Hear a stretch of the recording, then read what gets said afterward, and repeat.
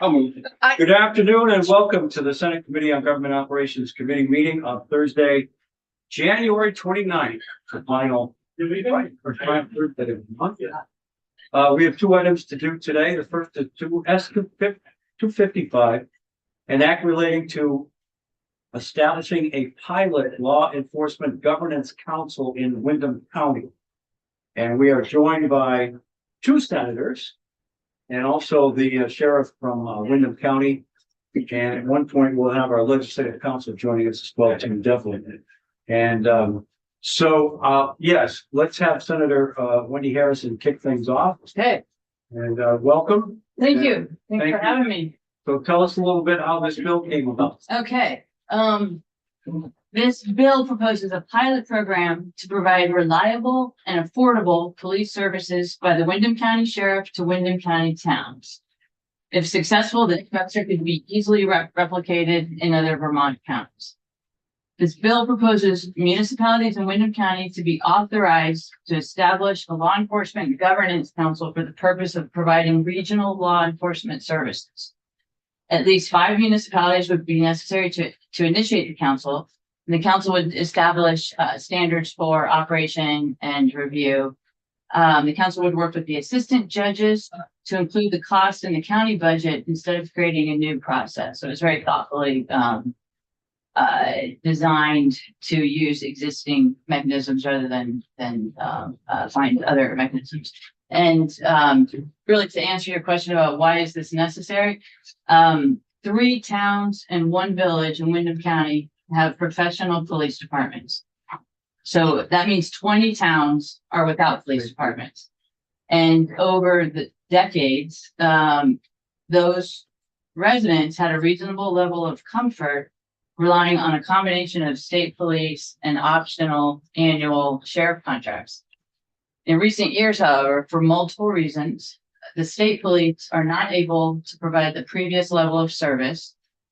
Something that's not new, but it has been a barrier to services over time, is that there's only one method for the sheriff to provide services to municipalities, which is by contract. And so those contracts are typically annual contracts, and it's not sustainable. And it's you'll hear more from folks who know it are in that business. But I am excited about this because the lack of law enforcement services has really become a problem. You'll hear from Sheriff Anderson that he has spoken with many of our municipalities, I think maybe all of the municipalities, and it's getting a really good response. And just one side note, I served on the task force, the school redistricting task force, and we talked a lot about geography. And the geography of central Windham County is most like the geography of the Northeast Kingdom in terms of being similar to other parts of our state. So I think this is also important because it could provide a good model, because a lot of the issues are geographic. It's difficult to get place to place, as you all know, because you're Vermonters. So I'll leave it there. Okay. Yeah. Does anyone have questions for Senator? Great. Thank you. I know you have your own. I do. Sure, across the hall. Senator White, would you like to be up first? Or? No, I would like Sheriff. Oh, sure. To be up first, if that's okay with you. Absolutely.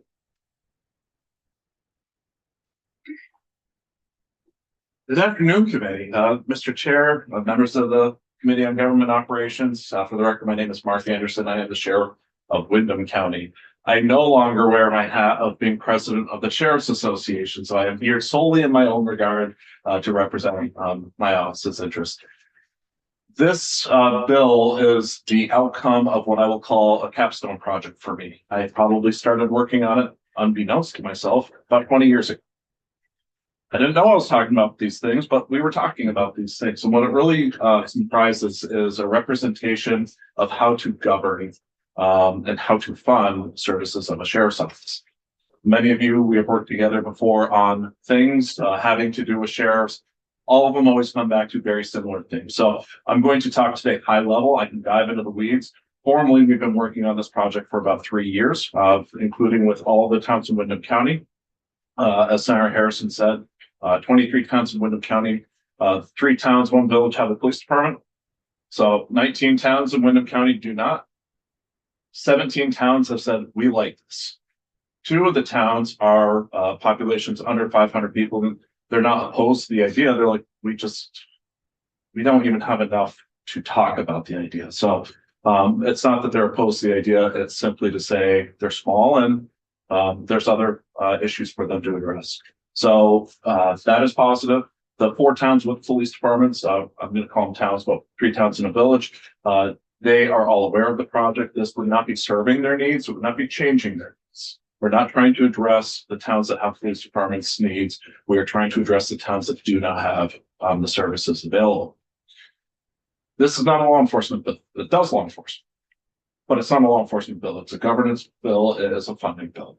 I can be a subject matter expert on law enforcement. It's the thing we're going to do with the governance and the funding.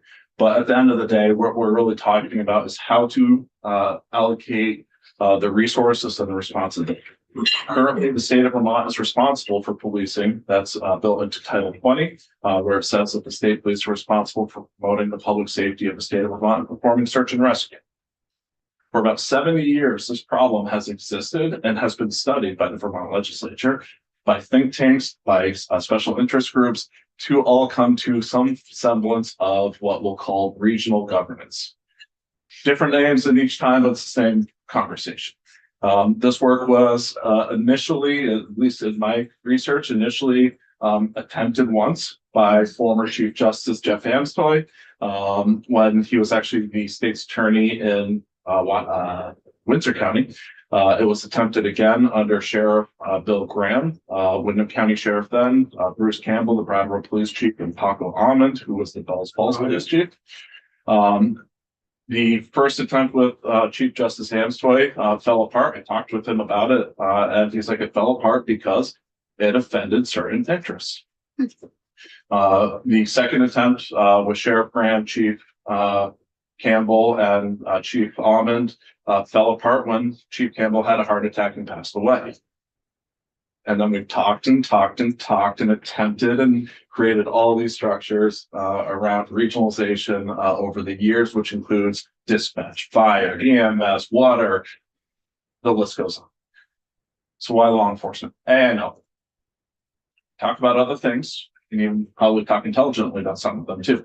But at the end of the day, why law enforcement? I'm a subject matter expert in that area, and we can talk about that thing, but the governance and funding of the service is important. Under the current model of sheriffs rendering services, it is strictly a contract model. This is a business relationship between my legal entity and a town or the state's legal entity, which means we will have very business things end up as results. If there is a non-life-threatening emergency in the town of Dummerston, and I have a deputy serving a business need in the town of Putney, when a non-emergency need comes in the town of Dummerston, there's no business interest for me to go. I need to satisfy the business need. And contracts are structured very well for business needs, but they're very problematic when we're talking about access to government services. So what this does is rather than develop separate individual business relationships, we're trying to create an entity that manages one relationship with anyone who wants to be a member of this. I mentioned that under Chief Justice Amstoy's plan, the issue was that it offended certain interests. I get that. We don't want to force anyone into this. And so what we're trying to do is say towns that want to be a part of it get to join voluntarily. They're not forced in, but they want it. So part of the last 3 years has been building the coalition with the towns of Windham County to say, we want this. If they told me they didn't want it, I would not be before you today to talk about it. So this is me being an emissary to our towns to represent that they want this. And we're prepared to provide a list of stakeholders from towns that will support that. We also know that there's other interests.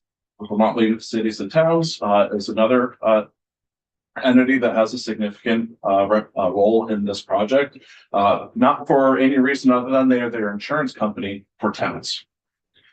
towns have an interest in public safety. They have an interest in managing their own expenses, their own liabilities. And so these are things that we recognize the League of Cities and Towns needs to be able to speak on behalf of the towns for. We recognize that there are other public safety interests. And so this, while it's not designed to solve the issues of a town such as Brattleboro, who has its own police department, what it is designed to do is say, we have resources, and if they have an emergency, a crisis, we can help, even though we're not talking about a relationship there. That becomes much like a mutual aid agreement of any other town or form of or political subdivision to say we're sharing resources for the thing nobody anticipated. Cost is a big factor. So it is a governance bill, it is a funding bill. We've designed this to actually be within the control of the towns to decide what money they are raising, which is what they currently do under the contract. So we're not actually raising any new taxes or creating any new fees, except for what the towns would willingly say through their governing model they want control of. When I frequently present this issue to people who are hearing it the first time, what I say is, I am the expense side of the spreadsheet. It costs to provide the service. I have to buy cars, I have to pay staff. Federal law dictates, state law dictates the things I have to do. The treasurer's office is not happy if I do not pay the retirement. It's just how it is. So at the end of the day, I'm the expense side of the column. The towns are the revenue side of the column. I'm not the expert on how towns function. I work with all of them though, and I want this to be successful for them. So what we're trying to do in the pilot project is come up with the answer that each of these studies have identified as problems and possible solutions. We've boiled it down to be the critical components that must be addressed and what questions need to be answered so that we can answer those questions and potentially come back to the legislature at the end of this pilot project with we answer these questions, we failed in these ways, we found successes in these ways that we have never practiced in the last 70 years. If we are successful, and I would like to think we will be successful, but if we are successful, I see this as an opportunity for Vermont to actually reduce duplication of services, reduce gaps in services, and finally be able to exercise what the studies have shown us over 70 years and have been consistent in saying the same thing. Where the studies have been different, does the state own it? Do the towns own it? Do we create a new form of government? Do we rely on something like wastewater district, communications union district, school district? I shouldn't forget some of the terms, but there are other subdivisions of government created in statute that could also be used that do have powers. What we will find is that oftentimes they either did not work or they are not used because they do not work well. So there are other ideas and well, they don't work. So we're trying to come up with something new that does it in a way.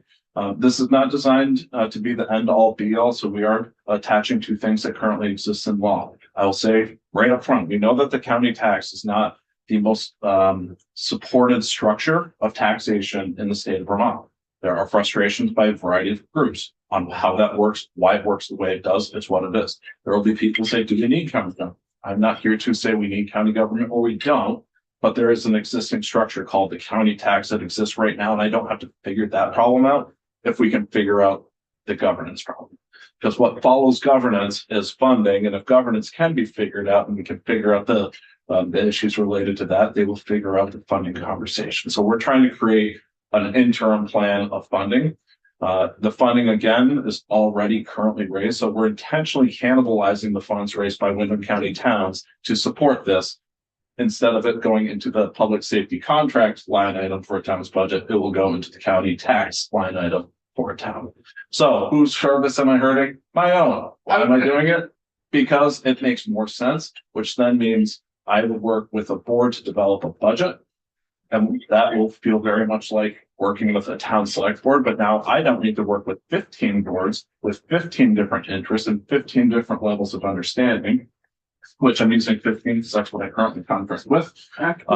There's 2 towns that want to contract, but they want what I'm selling, not what I currently have. And so they like the idea of the regional model better. So 17 towns in Windham County have indicated their support.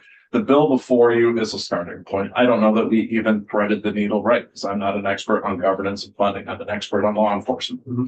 So it's a starting point. We got it to a place where we said we can talk about this with people who matter to the conversation, the stakeholders of the group that care, to the taxpayers. Like it's a starting point. and there's things that we can fix. There's one issue in it. I'm not going to get too deep into the details in it. There is one issue in it that I do just want to hit. Originally, when it was drafted, it indicates that the town will vote on joining at a town meeting.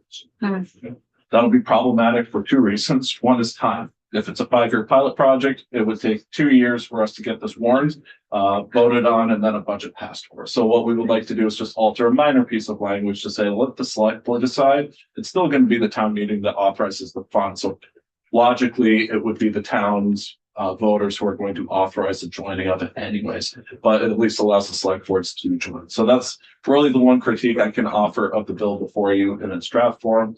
But we are excited to do this because it really solves what has been identified as the problems.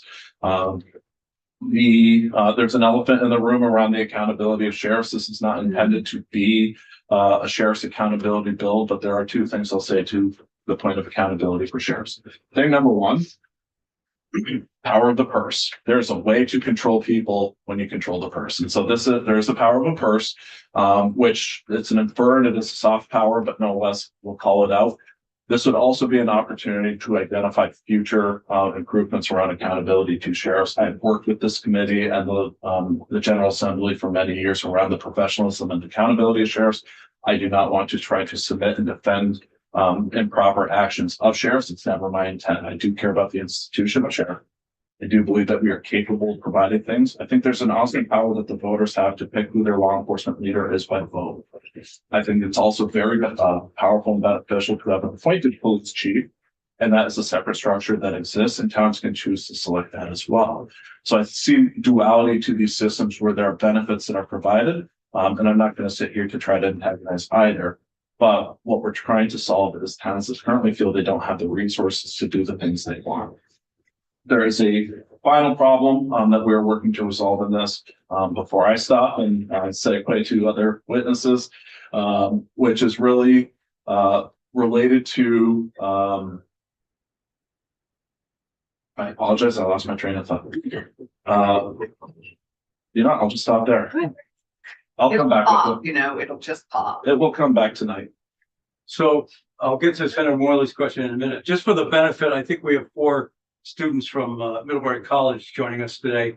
For their benefit, we should, and I don't know whether Senator White, other Senator White, will get too deeply into this, but in Vermont, we are not organized county by county to a great extent. We have county courthouses and other, actually can't think of too many other things that are organized that way.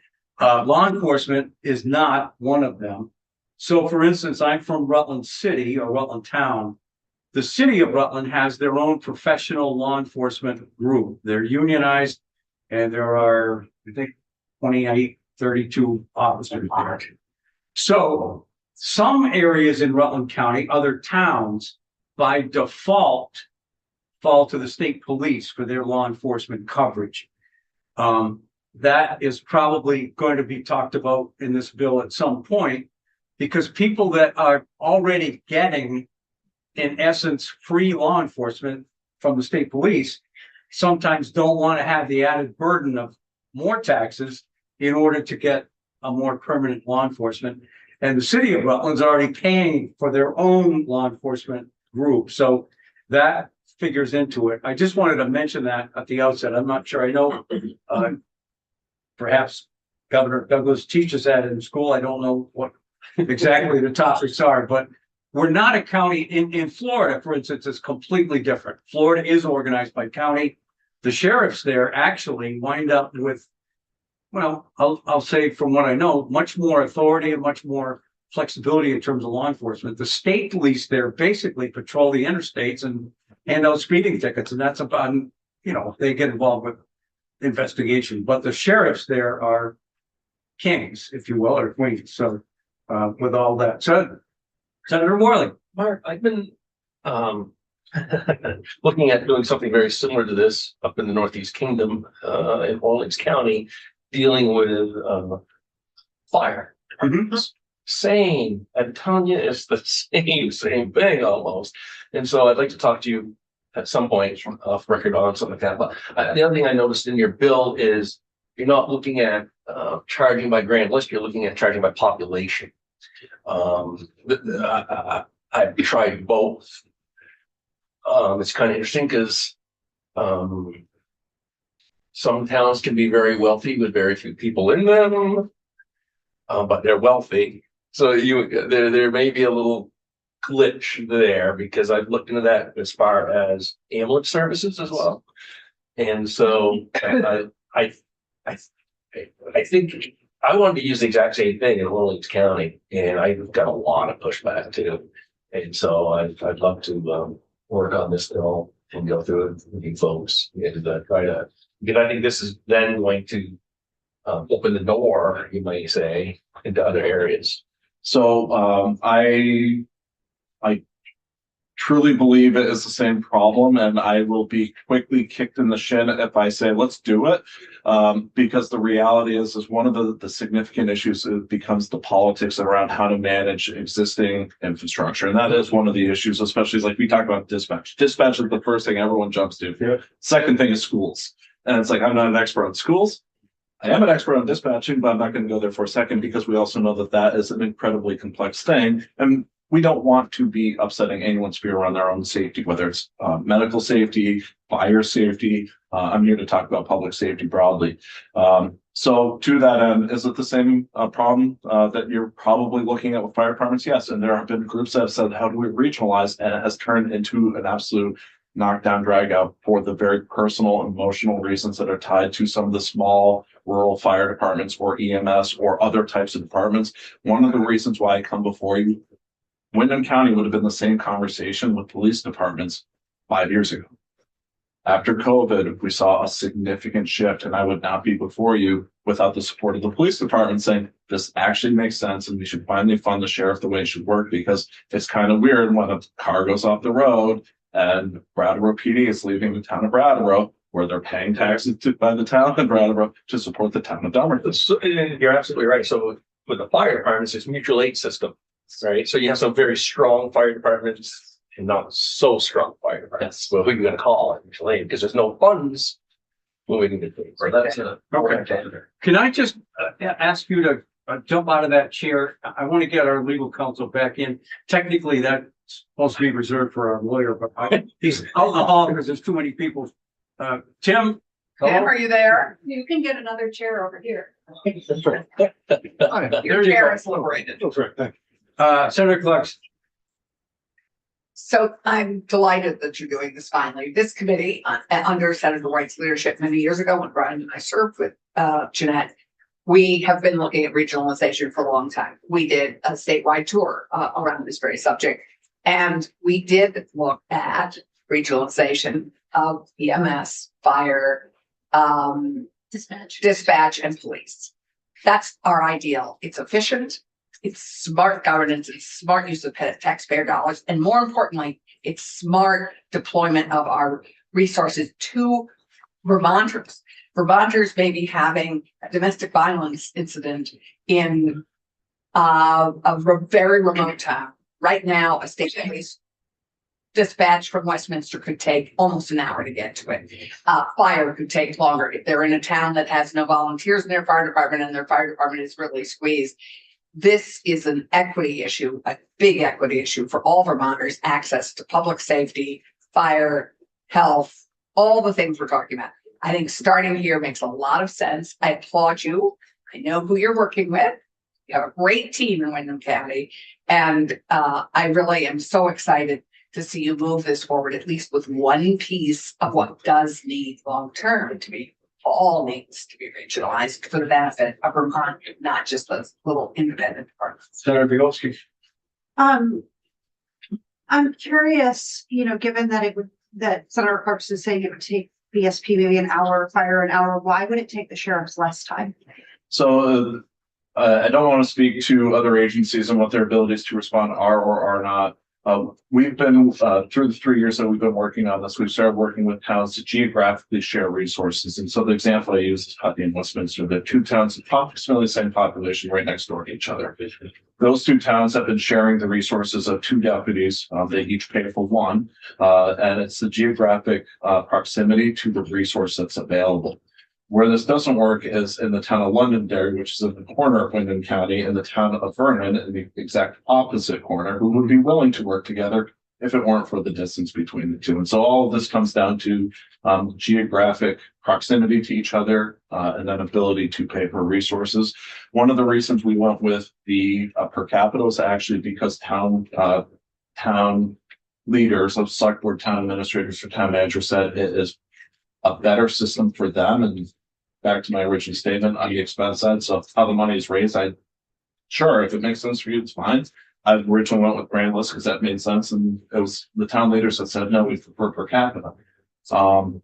So I don't understand that system, and that's where I depend on other stakeholders. But why would it be different? Because we would resource it and have the conversation with the elected officials to say, as it occurs right now, when I present a contract to one of the 15 towns I currently work with, they're negotiating their own individual service. So that's a fee for service per hour. Town of Dummerston negotiates about 20 hours per month. Town of Putney negotiates 40 hours per week. So there's very quickly this resource difference based on what they negotiated for the service and the coverage that they want. I remember the one thought, and thank you, Sarah Collins, for actually kicking this thought loose. One of the services the sheriff provides is to transport prisoners for the state of Vermont. We're not talking about that today. State of Civil Process, not talking about that. And assist parties with final relief from abuse orders, retrieving their property. We're not talking about that. None of that list was talking about providing law enforcement to towns. That is a right codified to the state of Vermont and funded to the Vermont State Police. Towns are enabled but not required to provide policing. There's no obligation a town has a police department. And so then there becomes this issue of why are there towns that have it and towns that do not have it. Brattleboro's what we call a town, one of the hubs. Well, it's not, I'm not here to talk about the hub and spoke model from the Department of Health. Similar to the hub and spoke model, the town of Brattleboro's nighttime population is about 12,000 people. The daytime population is about 40,000 people. So 12,000 people are paying for the services rendered to anyone who's coming into the town that's not paying taxes. And this begins another funding conversation. So we have a governance and funding bill. There's a Supreme Court decision from the 60s. It was known as Stowe v. Lamoille that talks about the authority that the county has to raise taxes for sheriffs. And the Supreme Court ruled that the county is not empowered to raise taxes except for the things that the legislature has granted the authority for. So if the legislature granted the towns the authority to raise funding for policing, which is what this bill intends to do, then they would be able to do it. Why would they have access to it? Because they could say, we have approximately 740 square miles, and we feel an appropriate number of resources is this number of law enforcement officers per square mile. Or as it currently is represented, we have one law enforcement officer per 42 square miles in Wyndham County. Senator Bielski. So the Vermont State Police are ostensibly overseen by the state of Vermont, and a municipal police force is ostensibly overseen by the municipality, but sheriffs don't really have any oversight. So what would be the oversight mechanism? Part of the governance model is to create, there are many names that I'm going to call this. I'm going to leave all of the names out because two people that each name means something different, but we would need to navigate the name. What this body would be, or what this bill would be doing, is creating a governing body that oversees the funding mechanism and basically works as a legislative body for the sheriff. Just like a select board would for a town. Overseeing the funding mechanism is different than overseeing the law enforcement. So again, this is a pilot project to establish some of the things that are protected under the Constitution that then become a far different conversation. But those are things we want to identify through the pilot project to say this would need to necessarily change. It's hard to explain the idea of what needs to change in the Constitution and have support for it if we can't even envision the things that we have not been able to exercise that have been identified through those studies as things we need to figure out. So what we want to do is, through a pilot project, explain the thing so that we can then explain the change that would need to necessarily happen, whether it's in statute or in the Constitution or both.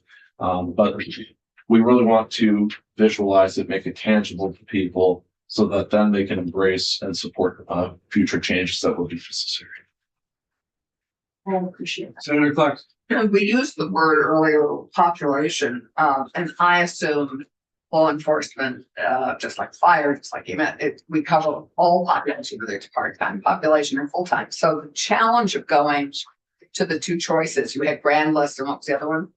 Grand list and population. Yeah, just go ahead. So the population challenge is full-time or part-time. And that we cover part-time population. So how are you envisioning including our seasonal residents? I don't know, and that's why I think this is a really cool bill for the legislature to help me figure out. No, I do not try to kick that too loosely. I believe originally when I came up with the funding model, it was a formula of three things. One was a split of population and grand list, ability to pay, and a correlation to need.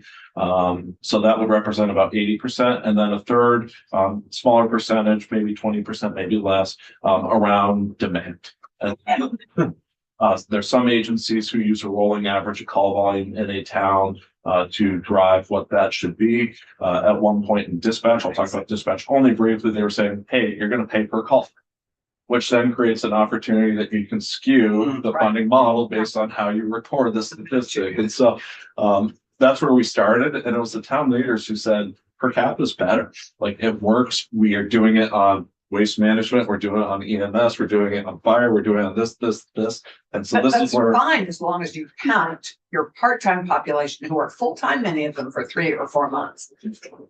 yeah, and these are all issues that like I can acknowledge I'm not the expert to, and that's why I want to bring forward witnesses that would say like this is how we would navigate that issue. And that's where I'm working with the League of Cities and Towns to say like I'm not trying to represent I'm not trying to be the representative of town. My customers are towns, and so I'm trying to make them happy. So VLCT also represents almost all the towns in the state of Vermont. So to make this work for the whole state, we want VLCT as a partner. But I'm working with the Wyndham County Towns. I just have one last question, having just seen Jen Morrison upstairs. I assume you've had some conversations with Jen by her department, and my guess is there are some issues to work out there. How are those conversations going? Issues around It's sort of common territory. I mean, you have territorial issues there. One of the two of the problems we're trying to solve is duplication in funding. Right. So we're talking about multi-taxation. In some cases, it's not just double taxation, it's triple taxation.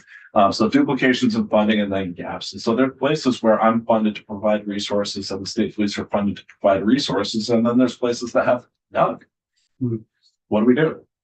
So what we're trying to do is say, can we be logical? Well, no place has none because technically the Vermont State Police are supposed to cover everything that is not covered by you by contract or by a police department. So they're supposed to be, shouldn't be any nuns. Yeah, I would Well, agree. maybe none summer, but not too many. Legally, there will be no none. The problem is, and this is some of the reason why I have contracts with towns, is they say we're not getting enough resources. I have 6 troopers, full staff, state police. I have 6 troopers that cover 2 counties. So Because Westminster covers Wyndham and Windsor counties. And so the problem that we run into is what happens when the 6 troopers are tied up at full staff. Yeah. And what happens when the state police have been saying for the last several years, we don't have full staff. the Royalton Barracks also is responsible for Windsor and Orange. Yeah, so right now, my department does work in areas that are duplicated by the state police coverage in that technical sense. Putney and Westminster being an example, we provide 80 hours of coverage to the towns of Putney and Westminster jointly. So 168 hours in a week, we cover 80. Who covers the rest? The state police. What happens when a call comes in while we're covering? We take it. When they're covering, technically, they take it. What we realize, we take 168 hours worth of call volume, except an actual emergency, which then the state police respond because they don't have the ability to respond to. My car was broken into. And there's no one around and there's not a safety issue. They're tied up on a domestic, they're tied up on a dead body, they're tied up on a sexual assault. Like there's things that they're tied up on. There's a lack of resources. Let me just suggest that rather than try to solve the problems here, I just want to walk through the bill. Tim, I don't know if you have any time constraints. If you do, then you can go next and we'll wind it up with Senator White. If not, we'll have Senator White go first. I just have to be in another committee at 3 o'clock. Okay. Senator White, how long were you prepared to speak? 1 hour and a half. No. Do you mind if Tim goes first? We'll just quickly walk through the bill. Okay? Thanks, Thank Mike. you, Commissioner. Appreciate it. So it's a 9-page bill, and again, So I'm one of your. just Oh, to your chair. I'm Allison Marks. I'm really much stuff. So it's, what's your name? Yes. provide a little bit of direction. If you have questions for our attorney, please make sure they're about what the words are on the paper and not intent or anything else. Because it'll just take forever to get through it otherwise. Appreciate it. Thank you. Well, you're welcome. Thank you very much for having me, committee member. For the record, my name is Tim Devlin, Legislative Counsel. So before you, you have Bill S-255 as introduced by Senators Harrison and Sheep. This is an act or really a bill relating to the establishing of a pilot law enforcement governance council in the county. This bill proposes to create a pilot program named the Windham County Law Enforcement Governance Council to provide orchestrated law enforcement and related services to participating municipalities within Windham County. So all of this is session. It's not going into Vermont statutes annotated largely because there's an expiration date to it and applying to a state pilot, the will just kind of it is set to expire at either a certain time or a certain set of events that we get into a bit later. So this will read like an establishment of another kind of annual government entity. However, there's no real statutory sections referenced throughout this one for money that's long. So start off with definitions on page 1 here. And short follow more, perhaps it is, I guess, I'll leave it to you to decide what level of walkthrough. I would say line by line or 35,000 feet. Okay, sure. So definitions, we'll just kind of really skim through those. Council is the council itself. Member municipalities are distinguished from non-member municipalities, pretty self-evident. And public safety services is worth mentioning here just because that means law enforcement, dispatch services, animal control, and other related services as determined by the council. It's important to point out that these will be determined by the council, just assess that by the variance. So section 2, authorization establishment, this gets to the circumstances in which it is created and brought into existence. So the council shall be established to be here when 5 or more municipalities vote to become member municipalities. The C, council shall be established and associated operations in taxation shall commence on either July 1st term places or that date of which the 5 more members are like come together, whichever first 5. Membership is described in section 3. So we have how municipalities enter into it, essentially join in this council, and it has to be done by majority vote by the populace of the town at either an annual or a special town meeting or for that purpose. And there's specific language to the question. Now if we vote on B. Senator White. On this point, before you got into the room, Tim, we did have a discussion about perhaps the language in section 3 Okay. might need to be changed to reflect the municipal legislative body making the decision rather than the town for speediness. I'm just wondering if the way this is written now, it would only be something you could do through your town meeting, or is this something that you could? Special meeting as well, Could be a special. but it's a vote, it's not the legislative body. Anything could be changed, so. Sure. Yeah. Whatever direction. Okay. So now moving on to some of the entitlements and duties in B, and we'll get to a more exhaustive, or I should describe the rich section and have the powers and duties. But in essence, each member municipality shall have 1 representative with 1 vote on the council. And that representative has to be a serving select board member of that municipality.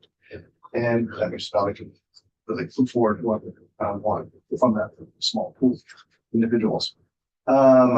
Each member of municipality will receive law enforcement related services as defined earlier and as defined by the council. That's reminded. And it will pay its proportionate share of costs through county tax mechanism, which we'll get into more detail later on. And then there's exit provision here in subsection C, and which states member municipality may withdraw from the council by majority vote at an annual or special town meeting, with such withdrawal becoming effective at the end of the next fiscal year following the vote. So enter by vote of the populace, leave by populace. So moving on to the governance structure of the council itself in section 4 here on page 3. The council shall consist of, again, one representative from each municipality, and they shall elect from the membership chair, vice chair, and as officers, and secretary, treasurer. Then they shall meet quarterly, and by most enforced, moving on to page 4 under subsection D, and the powers and duties of the council. So they can adopt bylaws for the operation of the council. They can determine the annual budget for law enforcement related services. Get into that next section. They can establish the level and scope of services be delivered to member municipalities. They can develop standards and performance metrics for delivered law enforcement related services. They can monitor service delivery and evaluate program effectiveness, and submit the approved budget to William County Assistant Judges included in the county budget, and enter into agreements necessary for the provision of services, both the contracting. Sorry, the budgeting is in section 5. That provisional services be a contract, section 6. Senator Bielski. All of the things I'm going through now would be decided by the council and voted on by the public, voted on by the select. I'm just trying to. Sure. So, the populace of each town are really, they're the ones who decide entering and exits. These duties and powers I just enumerated, those will be in session law, and so those provide the guardrails for what is and is not permitted. Certain elements within that are up to the discretion of the council to determine, and with further levels, deeper levels of detail.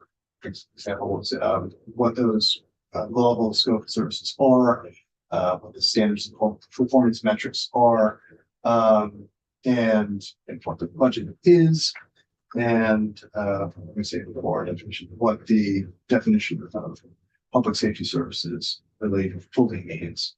So the council will have discretion to flesh out a lot of zone operational aspects. But here, yeah, so I would say local legislative bodies are empowered to affect the operation of the council through, that one designee they have on board member, that's one of other member things. Now, if a municipality were to have an individual contract with a sheriff or have their own municipal police, that budget and that information goes to the voters to vote on every town meeting. I certainly know that our police budget goes to our voters in Essex. As part of the overall town budget? I mean, it's a line item that we. Sure. Yeah. Yeah. Sorry, I'm not quite. I'm just wondering if that's true across towns, that if they're not utilizing this sort of council sheriff system, if voters really get to vote on, or if it's the municipal body. As far as putting this proposal aside, regular contract. Yes, I'm trying to compare this to what we're currently doing. Yeah, contracts with sheriffs are a matter of public record and usually come before decided legislative body, council, select board, et cetera, board of all the people. And that contract is approved in a public setting, and so assuming they have Budget line item is in our town budget, whatever they've contracted, sure, we do both. But sometimes it also goes to the public. I remember a very public debate in Randolph recently about the expansion of policing. Specifically, it wasn't just a line item. So I think there's a where public safety budget could be the matter of a specific public question. okay. To vote on. Would be appropriation too. Sure, there's some issue I'd like to get to it. Okay. But I don't think there's anything that would preclude that. I would have to look into that. To really give you a true. Because the sheriff contract is, if they contract with the sheriff's contract, and the line that cost is in every town budget, and we all know that. Yeah, and they're subject to some fierce debate. I've been in town meetings where they have been, those items have been withdrawn. So now we move on to the section 5, halfway through page 4 here, budgeting finance, and these might just be worth going through this verbatim. So annually, the council shall prepare and approve a budget for law enforcement and related services for the following year. Budget shall specifically specify total amount needed for those services, and the budget shall approved budget shall be submitted to the Wyndham County Assistant Judges on or before December 1st of each year. Subsection B, the assistant judges shall include the council's approved budget as a separate item in the county budget. The county treasurer shall levy and collect a special assessment for the grand list of member municipalities. Let me just want to stop and assess it there because there was some conversation about that earlier. And portion with to each municipal. Sorry, maybe read it again. The county treasurer shall levy and collect a special assessment on the grand list of member municipalities only in proportion to each municipality's population. Non-member municipalities shall not be assessed or charged for council services, and funds collected shall be segregated and used solely for the purpose approved by the council. And it's the cost of each member municipality. Okay, and I should just note that in subsection D, there's an annual audit there to be performed by an independent CPA. Moving on to section C, we have the service delivery. And so if Wyndham County Sheriff's Department shall provide law enforcement and related services to member municipalities specified by the council, and pursuant to 24 VSA 291, the council and sheriff shall enter into an annual service contract.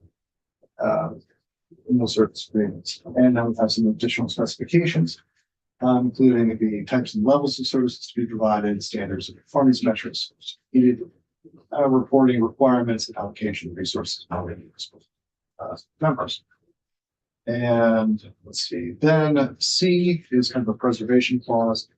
Law enforcement services shall be coordinated with state law enforcement agencies, existing member and non-member municipal law enforcement agencies, and emergency services to ensure efficient resource utilization. Next, we move on to reporting and evaluation. So let's say that we do an annual report and then a final comprehensive evaluation of the program before its termination.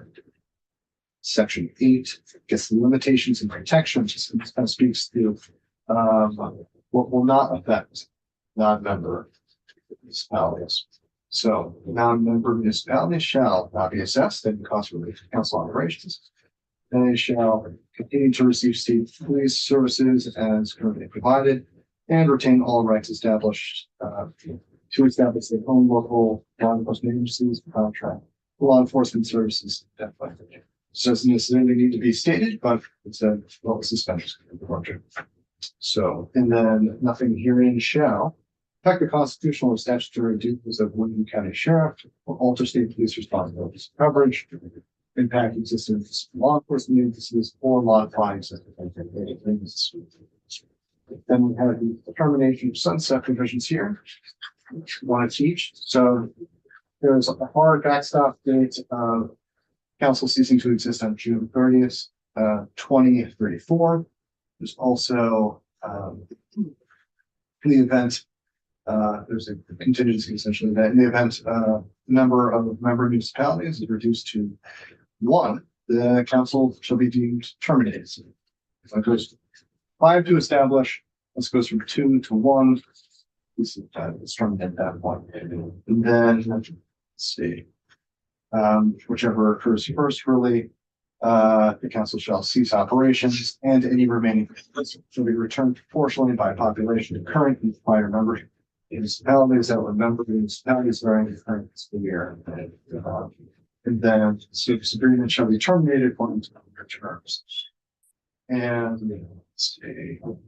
Then section 10 is conforming amendments to the code.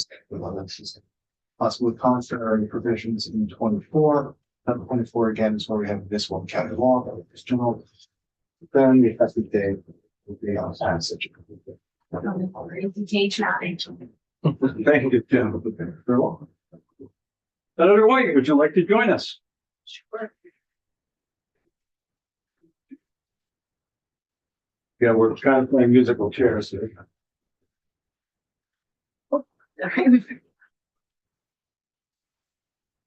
Hi. Thanks. Nice to be on this end of Yeah, I was the gonna say, table. that is table. The view's a little better. The view's a little better. I don't know about that. Okay, so, thank you. I prepared some stuff. Mark went over a lot of it, so some of it will be repetitive because we didn't coordinate what we were gonna say. Mark said, I'll say what I'm gonna say, and I said, I'll say what I'm gonna say. Could you just, for the record? Oh, I'm sorry, for the record, Jeanette White, Wyndham County resident. And I'm State. Always a senator. Always the Senate. always a senator, always a governor. Thank you, Tim.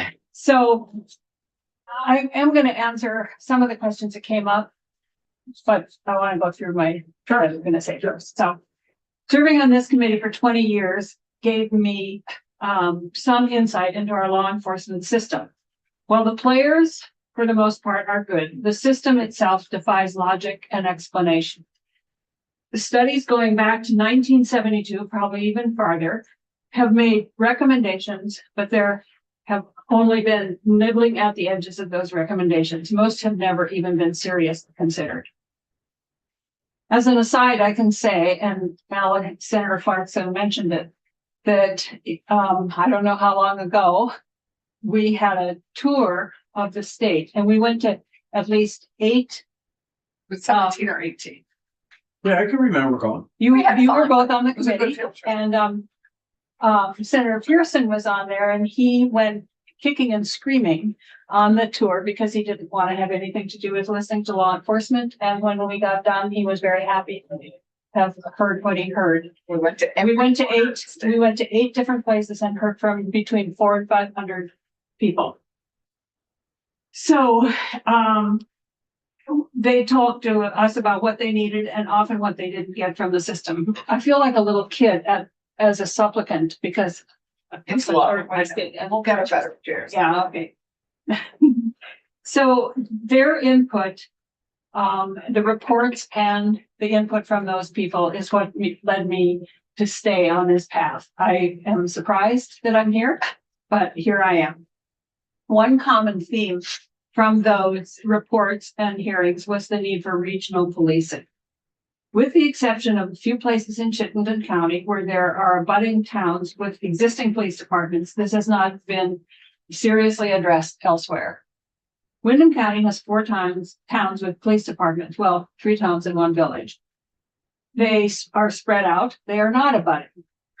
I could be wrong, but my guess is that the reason this works in Chittenden County, its towns, is that they each have their own PD and they can have cooperative agreements. A problem for communities in Wyndham County because they're spread out. They do not have abutting police departments.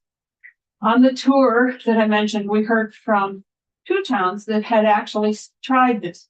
Manchester had a police department. Arlington did not. Arlington contracted with Manchester Police Department and the town of Manchester to provide police services for them, but soon became very disenfranchised with it and unhappy with the arrangement because they felt they had no say in the policies or the enforcement and what was happening with the police department. They were just contracting. And it was the Manchester Select Board that actually made the rules. And Manchester Police Department agreed with their assessment. So they canceled the contract. In Wyndham County, we've been working on this idea for a really long time. As you've heard from Mark, from Sheriff Anderson, 25 years ago, the sheriff and 2 police chiefs worked on this. They had a brilliant proposal. It would have worked. It was great. And then one of the police chiefs died. The other one moved on to take a job with the state, and the sheriff retired. End of that. Most recently, Sheriff Anderson has been working on this for 3 years. He has met with town managers, select boards, assistant judges, interested public, legislators. In fact, he meets with anybody who will listen to him and with some people who won't listen to him, and he still meets with them. The town and the county are ready for this. The town. So Sheriff Anderson has explained why this is needed from a law enforcement perspective. That's his area of expertise, although he probably won't admit it, but he has many more areas of expertise than just law enforcement. But I'm going to talk just a little bit about funding and governance. So the proposal creates a governance structure that has oversight, is made up of those it serves, and has authority. The proposed council will be made up of a member of a select board member from each of the participating towns. And we originally thought that it could just be any person from a town appointed by the select board. But the VLCT felt very strongly, and I do agree with them, that a select board member has the responsibility for preparing the town budget. And so they have a vested interest in making sure that this budget is well prepared. So I think it does make sense to have it be a member of the select board that is on the council. So each participating town will have a representative. They will oversee the budget, working with the sheriff, and then they will either accept the budget or change it, and then it'll be given to the assistant judges. There also will be many governance questions for them to answer. And some of those questions have been raised, like how will we do performance? They're in some of them are in the bill. There will be others that are raised that aren't in there. And they will answer those questions in the same manner, in the same democratic way that other councils, committees, select boards, commissioners do. They talk it out and they figure it out just like the 5 of you do. You figure it out, you vote on it, and that's the way it happens. They'll do it in the same way. 2 more people sitting around the table, but that's okay. The question of timing and allowing the select board or the legislative body, I think it's all select boards in our case, to vote on this instead of having a special town meeting. There are pros and cons in both ways, but I believe that it would put this off for at least 2 years, probably 3, if it had to go to a town meeting. There is no town in Windham County, I can practically guarantee, that would have a special town meeting just for this. Special town meetings are expensive to run. They are hard to get people to attend, and they're not going to do it. So if it were left up to the legislative body to decide that they were going to join into this and send somebody to the governance council, then it would speed it up. And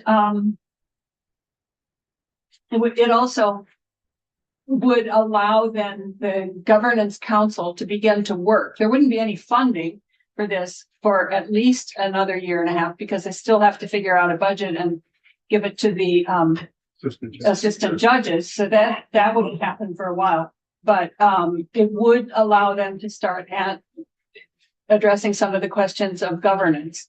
And they need to be able to do that sooner than 2 years down the road. You'll hear from some that this is a new tax and that our governor has said no on new taxes. This is not a new tax, and it has nothing to do with the state or the governor's budget. This is purely a town issue. Right now, towns determine their budget, and it's paid for by their property tax. So this won't be any different. This will be something that the town votes on, or if they vote on the budget, they're going to have to vote on this budget. So it is not a new tax. And currently, the towns that do contract with the sheriff are paying through their property tax. So that won't change at all. It'll still be paid through the property tax. Some towns may see higher county assessment and sometimes towns may see a lower county assessment. We did have a suggestion at one point to base it on the assessment on a combination of population. And Sheriff Anderson said use, but also of the geographic, how much coverage was there? Did you have to cover 3 square miles or 47 square miles? Because that could determine how much coverage you needed. The towns said population, and I can answer Senator Clarkson's question about part-time people. The way right now, you probably know that we have a regional rescue EMS system, and that is done by population. And it's done by using the census. Pretty clear. If the census puts people in there that are part-time, that's what we use. And the towns are very happy with that, I believe, most of them. So that is the way it would be done by the census. And I know we had an issue with one town, for example, that during COVID, probably a bazillion people came up to this little town and decided they were going to live there. And then that census was done during that time. So their census went way up. And then the people decided that it was too remote and too cold. And so they moved back. And so their census went down. And so they asked us to adjust their fee, that's what you want to call it, based on their lesser census. And we said, I happen to be on that board also. We said, no, we're basing this on the census. And if we had to change it every time somebody moves in or out of a town, it wouldn't work. So that answers your question about population. I hope it does. And it is the towns that wanted it by population instead of I already talked about the post reform. So, and then the budget will be voted on at town meeting. And then it'll it'll be voted on at the governance council.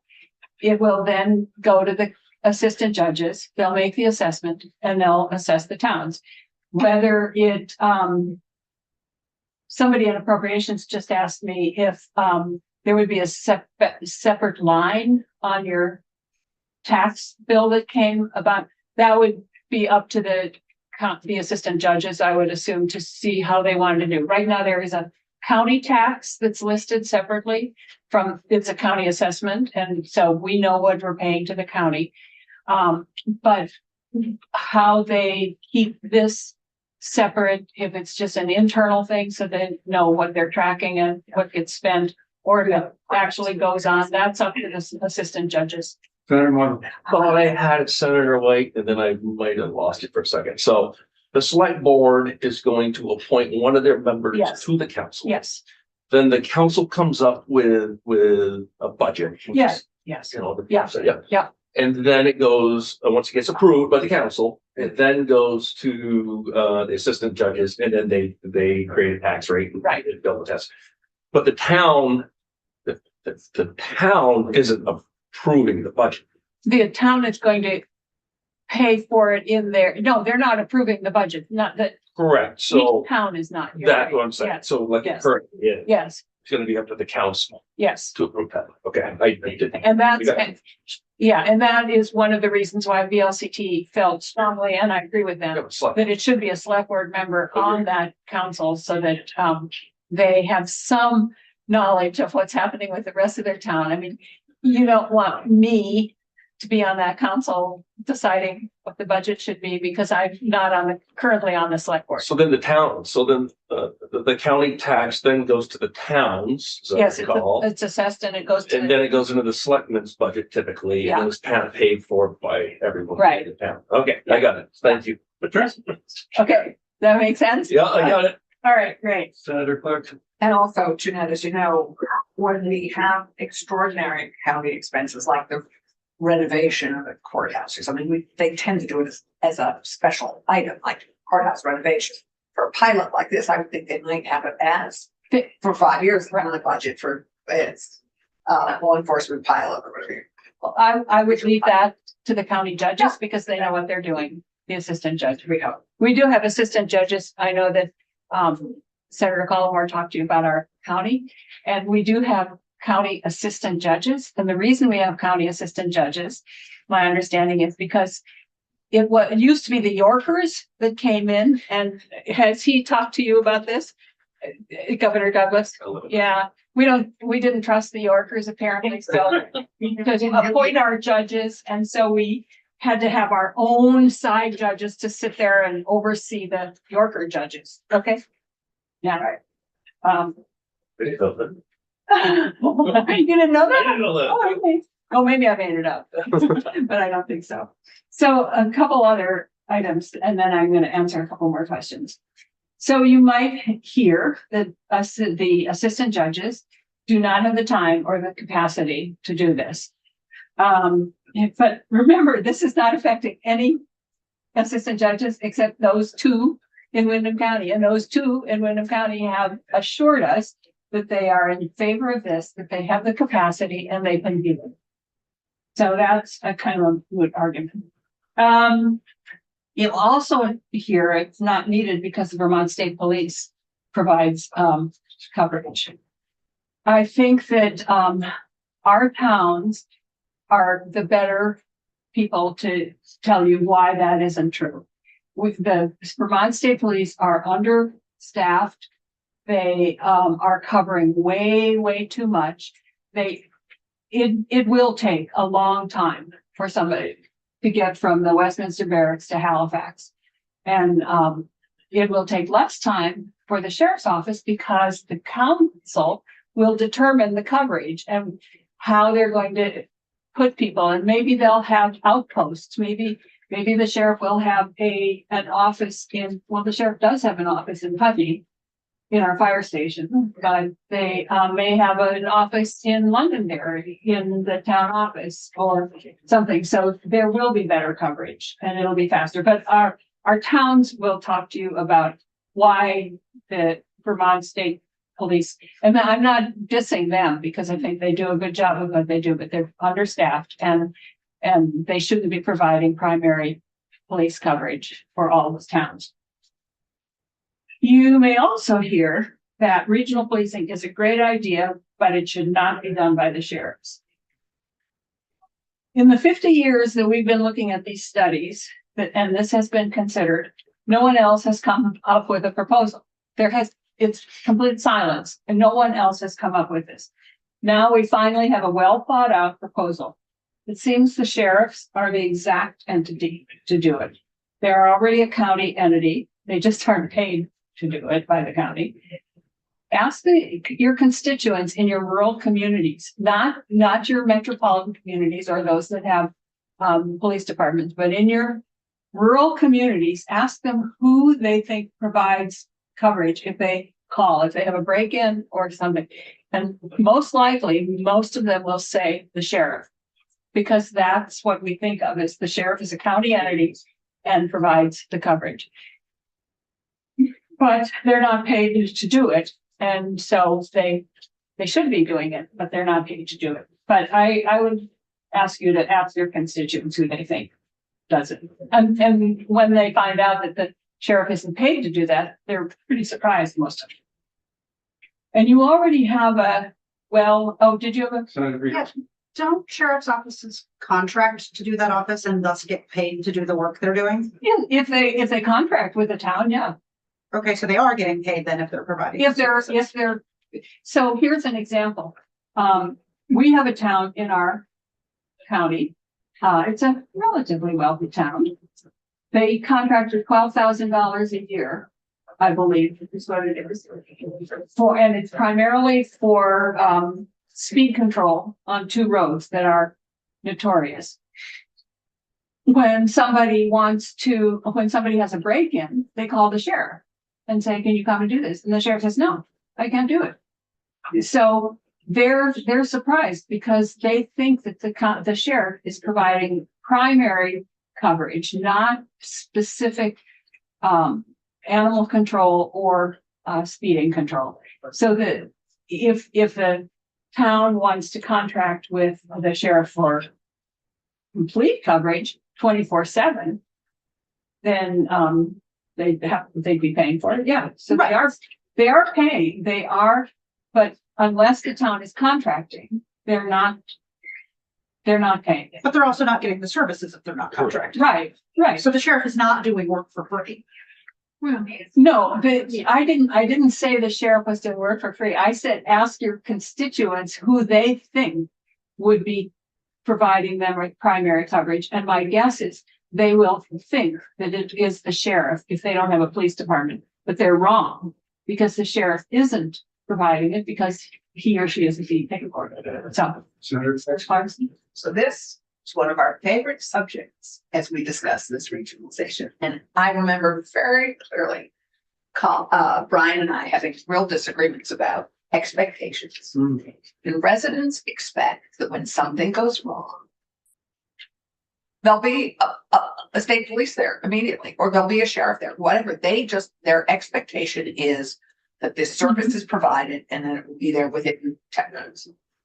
And they are stunned to learn, as I have discovered, representing many towns, that those services don't exist, that their services are limited, or that that service does exist but is ineffective because it takes too long to get there.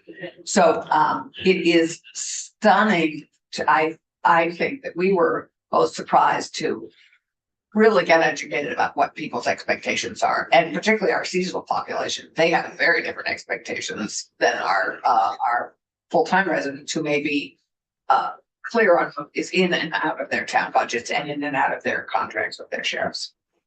And I do think it's reasonable that if you build a house like I did up on the top of a hill and then down in a hollow that can't be accessed by anything other than a power wagon, that you need to expect that if you have an emergency, whether it's a fire or a break-in or a medical emergency, it's going to take them longer to get to you than if you live in the village of Putney. So there has to be that expectation, but there still is an expectation that there is going to be coverage, even if it takes a little longer in some areas. And also people's expectations with the internet and with our ability to get instant answers to everything. Everybody's expectations really are perhaps unrealistic.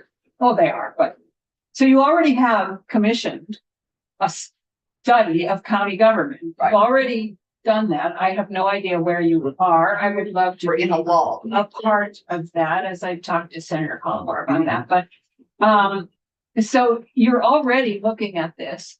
This is a pilot that could give you some information around that when you finally get around to doing it. So it seems that you're already thinking about this, and this might be helpful to you.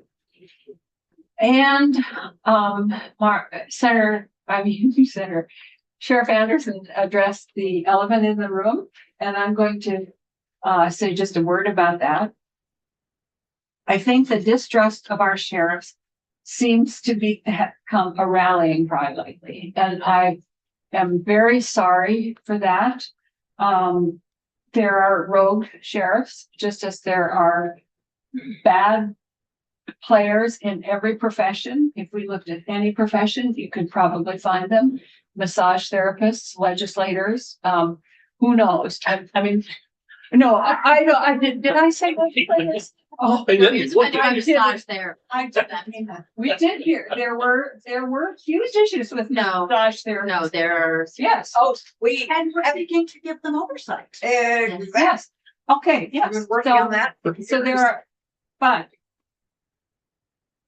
And they are hard to deal with, our rogue sheriffs. I understand that, but there are plenty of really, really good ones. And Windham County, Chittenden County, Orleans County, Lamoille, they're good people. And I don't paint the sheriffs as a profession with the same brush that you paint the other people.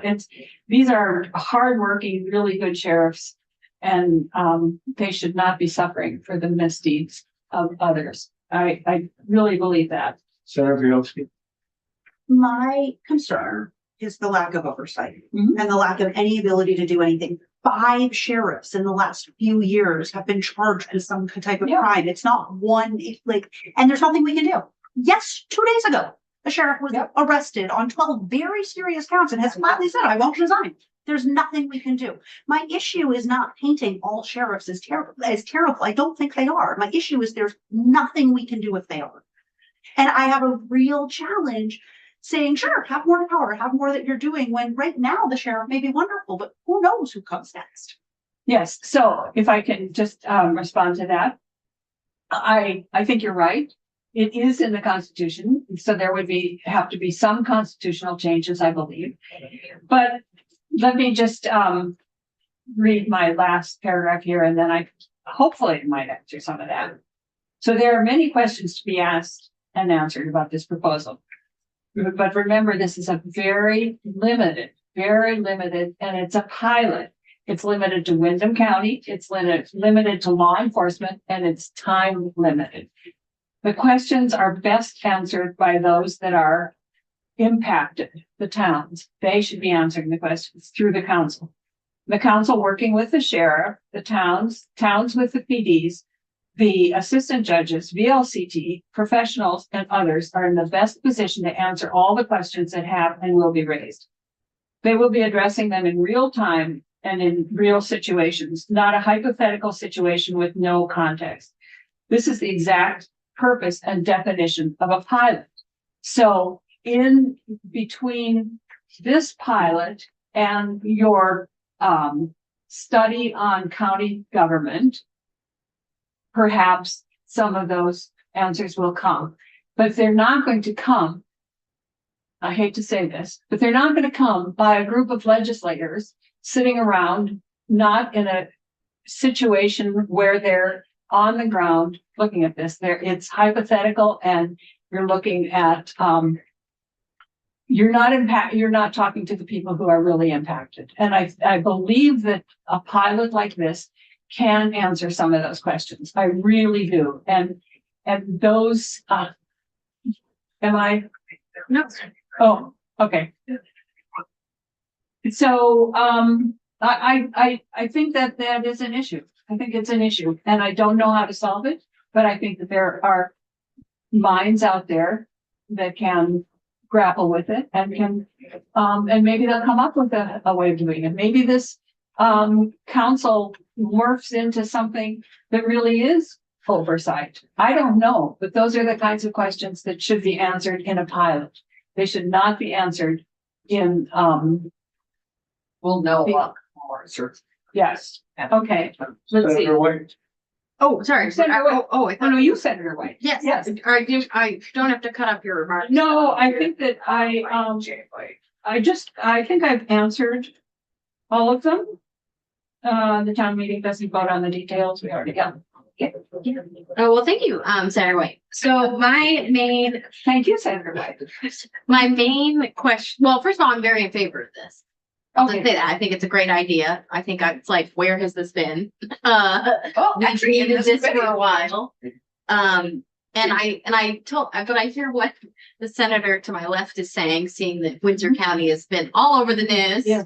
the last few I'm sorry days. about that. Yeah, Yeah. it's extremely disturbing, Mhm. but I kind of see them as like separate. Like I see this as almost like a separate conversation from that one in a way. But I wanted to ask, yeah, so that's kind of how my brain's working on this.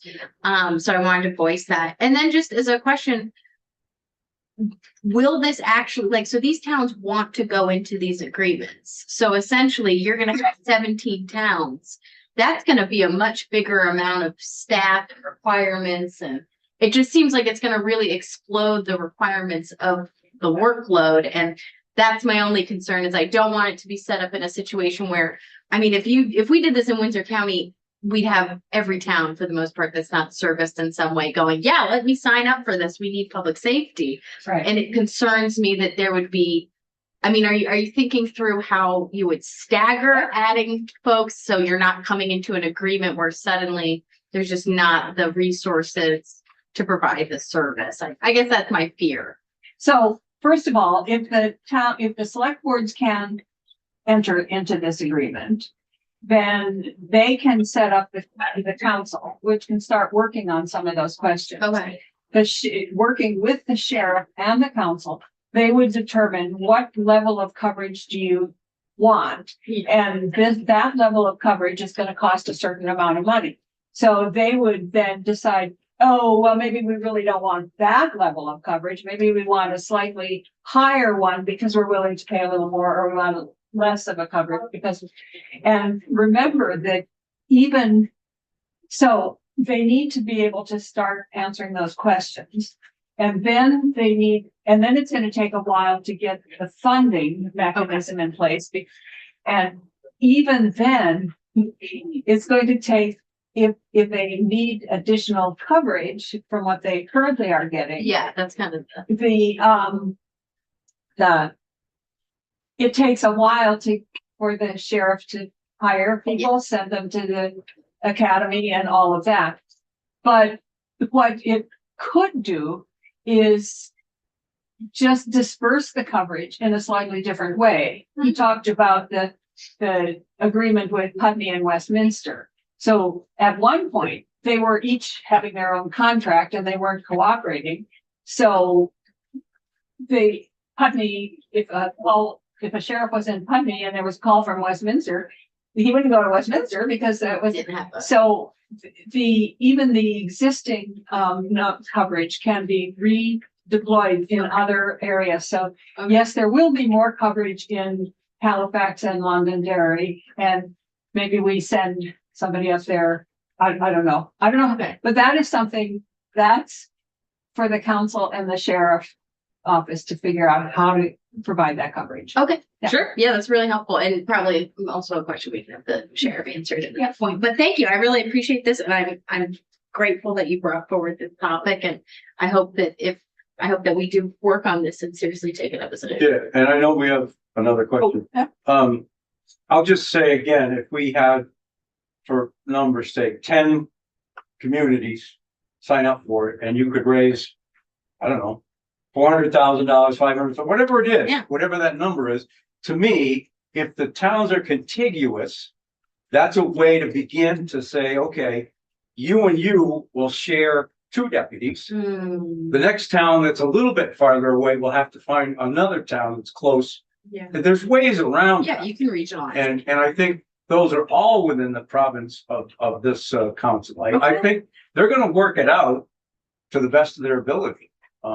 Yeah. So, That's kind and to answer your question, we are gonna take this off. This isn't gonna go away today. I will say, to answer your question, where has this been?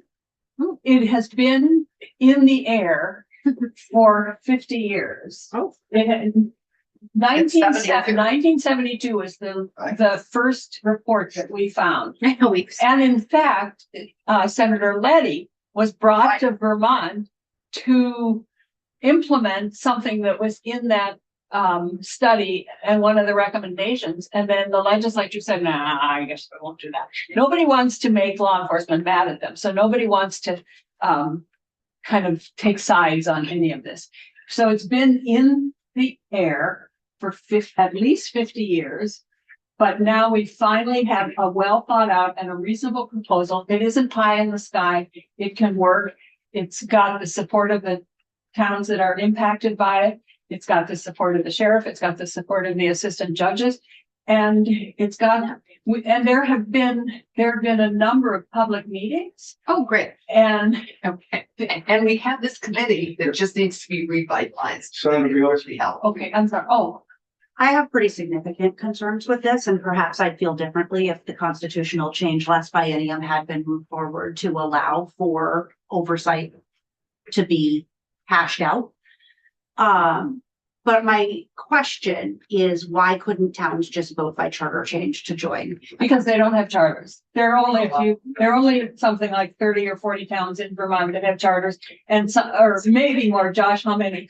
It's more than that, but not all towns Yeah. are chartered. And many of Get the, a charter, yeah. no, and many of the towns have their charters we saw an influx of towns, writing charters when they thought that they couldn't have, I think it was, town clerks or some town position if they weren't a resident of the town. So towns wrote, there must have been 30 towns that presented town charters then, just so that they could hire, I don't know if it was a lister, maybe from another town, because the legislature would not give them the authority to do that on its own. So as long as the legislature controls what the towns can do, towns are going to come up with one line charters so that, but But they could put this to the vote of, they could create a one-line charter, they could put this out to vote to the municipality and do it by charter. and then we'd be 5 years down the road. Creating a charter takes a. Josh. So I have a point of clarification, John Kemper, Monthly League of City and Towns. I think the charters aside, I think it's the governance authority Right, that this creates. thank you. It's got nothing to do with the charter. There's only two forms of sort of regionalization, municipal union districts or the cooperative agreements, which fall apart, which we've tried. This is a different model Mhm. with a different structure and a different governance. That's why the LCT is interested in this pilot, because this governance model, whether it's policing or any other thing, seems to be what's missing in the two governance authorities granted to municipalities in a nutshell. Perfect. Yes, thank you. Other questions? Or, I will say there are details in the bill that towns and some of us would be very happy to come back to address, like the difference between the select board and the town meeting. That whether towns who can just pop out if they want to, if they can contract with the sheriff if they're not a member, things like that, that are in, but that's getting into the weeds of the bill itself. So, but our towns are willing to, in fact, we had one town lined up for today who is all hot to go here. Hot dog. And as Sheriff Anderson said, 15 of the towns already contract. And they would love to do it this way because it removes the having to do this contract every year. And two towns, one of the towns that doesn't contract with the sheriff right now wants to testify in favor of this. So.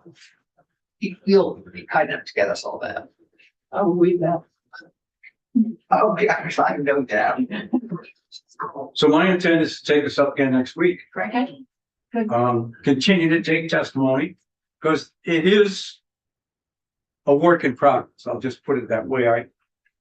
We'll need to know a little bit more about each particular provision and maybe make some changes therein and maybe not. But, my plan is to, again, work on this as much as every week kind of thing. To Senator Bielski's point earlier, there are other ways for oversight. Despite the constitutional, I mean, you can hold back pay if you want to discipline Yes. somebody that shows that you're. No, we can't. We heard during the constitutional hearings that we had that both of you were opposed to, that no, we cannot. We do a tiny Wait. little percentage. I wasn't opposed. It's not you. I was. Oh. I was like, Not you. I was opposed to it, and we'll just say that I was opposed to, the constitutional change did not impose oversight, it imposed criteria for running. It allowed oversight. It didn't impose anything. It allowed oversight and it allowed for there to be basic requirements to serve as sheriff, yes. Right, But it didn't say what they were. It didn't. right. I agree. I'm not gonna get Yeah. into that because I did oppose it and but yes, but I think that there are that they are related, but they are two separate issues. The oversight is a huge issue, but if we don't do something like this now, we're just gonna, in 10 years, we're gonna be somebody's We'll do gonna another be study coming in back 10 here. years. We'll do another study. If we had all the money that we paid for those studies, and They're all there. They're all here in this room. Yeah, they're all some. Unless you took them home. Oh, no. I can provide electronic versions. Oh, good. That's, As long as we have a little more time, because I've taken this next item off the agenda, we'll just have to reschedule. I see Drew Hazelton here and some other folks, Frank is here. I don't know if anybody else wants to comment. You don't have to. Okay, so you're here just to listen kind of thing. Josh? Yeah, we already did it. He was Well, here to now give me say a hard more. time. I will always comment when given the opportunity. Thank you. So For the for the record, Drew Hazelton, I do run Rescuing, the regional ambulance service in Windham County. I'm here in support of the proposal. We have found huge success in Windham County with regionalized EMS, and we've been able to provide the type of coverage the sheriff's talking about with one of the lowest cost and highest reliability anywhere in Vermont. You guys do have a report that we put together around about EMS across the state, but as far as looking at the data with our regional model, which again covers almost the same geographic area the sheriff is talking about, we've been successful at creating really high reliability at some of the lowest costs in Vermont. Good for you. Great. Read the report. It's, I've skimmed it. I will admit. it's, Yep. it's good. It's a good it's report. in our committee on our website. Senator Bielski. Thank you, Drew, and I appreciate that, and I appreciate the work that you're doing, and I don't think it is the same thing providing emergency services like you do and having the ability to take away people's freedoms or perhaps their lives. I don't think those are analogous services. I'm not sure. Well, if they're bad, it's fine to say this. Had different. Anybody else? Josh, Oh, I'm sorry. Josh Hamper, Director of Intergovernmental Relations, Vermont League of Cities and Towns. I think you heard me say earlier, we are in support of this pilot for a variety of reasons. We have talked with the sheriff and others in Windham County. They have addressed some of our initial concerns. Since this would be a cost that towns would be obligated to pay once they voted in this council. That's why we felt strongly that it needed to be a select board member who is responsible to the voters for what they are raising in taxes, and we're happy to see that accommodated. I think the promise here is that this is a pilot. It has a sunset if it doesn't work. Mm-hmm. It has provisions if towns don't sign up, if they leave, if this fails, that will test the possibilities of what regionalization could be successful in Vermont, which we struggle with. And the league obviously is representing individual municipalities.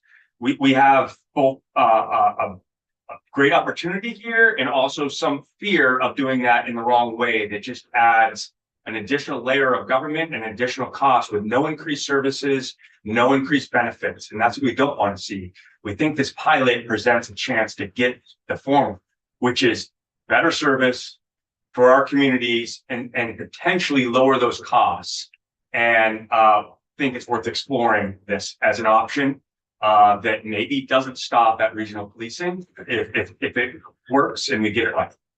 And I'm sure we're happy to talk much more about any specifics you have, but that's where we are at this. Okay. Could I, one more question that Senator Clarkson asked about, about the relationship with the Vermont State Police. I had a conversation with Commissioner Morrison this morning, and she has some questions and she just needs more detail. They are supportive of regional policing. They just need to look at details and how that would affect the Vermont State Police and the relationship and everything. And they do have some concerns about the lack of oversight of the sheriffs, but I think when we take this up to go to Tanya's concern, I think those are real concerns. I think sadly, the news from Windsor County doesn't help us at all on this. And so I actually, I support this work. I've been invested in this work since 2017 when I joined this committee.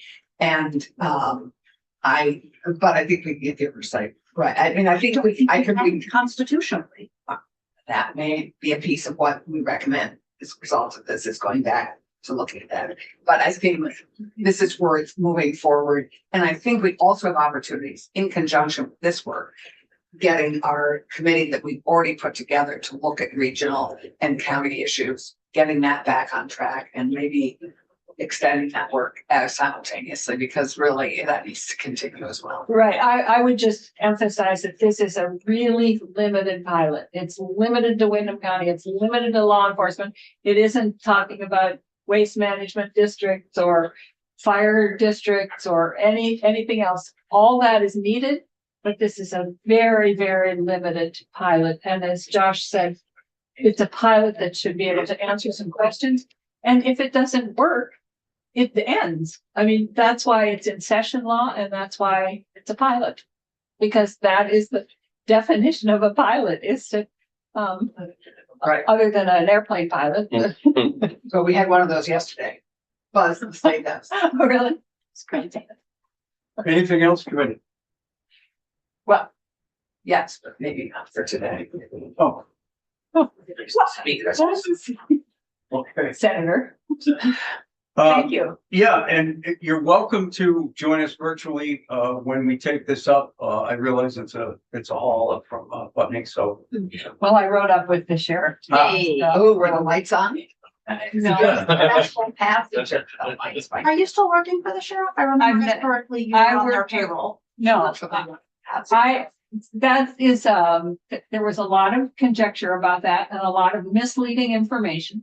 I worked on a very specific project with Sheriff Clark for 3 months. That was it. I appreciate you clearing that up. Yeah, I've never been on the sheriff's, I mean, it was a special project. Yeah. And, I worked on And it she there. worked on another issue that I care a lot about because she works for the Brattleboro Housing Authority. I do, Excellent. yes, no, I do not work for the. And Oh, I'm glad that you cleared that up, yeah, because that's certainly information I have been given, so I'm glad. yes, there was, believe me, when I was opposing the constitutional amendment, there was a lot of misinformation about my relationship with the sheriff, and it was all misinformation. And, I just chose to just be quiet about it. Well, I'm glad that you corrected the record. On the record. On on the record. Okay, thank you, everybody, for, your time and attention today, including our 4 students from, Oh, yeah. down the road. Yeah, thank you for sticking with us. Yeah. I have thought halfway through, we see 4 people leaving, but you guys still sticking out, so that's great. We're off the record. No, we're still on. No, we're still on the record. We aren't doing the second thing on the agenda? Well- Wrapped up. I'll look to Lynn's direction. Were we able to reschedule? I had not heard that. Oh, okay. I didn't see anybody poke their They head in, did, so they did not. but- No. What did Ted you was. at this point, they're 40 minutes And late. 911. We'll get back in Oh, touch. yeah. Is that okay, Senator Wood? Oh, yeah, no, I'm not, no, you can. Well, I didn't know whether you had a personal interest in taking that up today. Mark. Oh, not today, just. Before you Okay, go. yeah, we will, for We'll be sure. on the rest of the meeting. Okay, we will conclude for today. We'll see you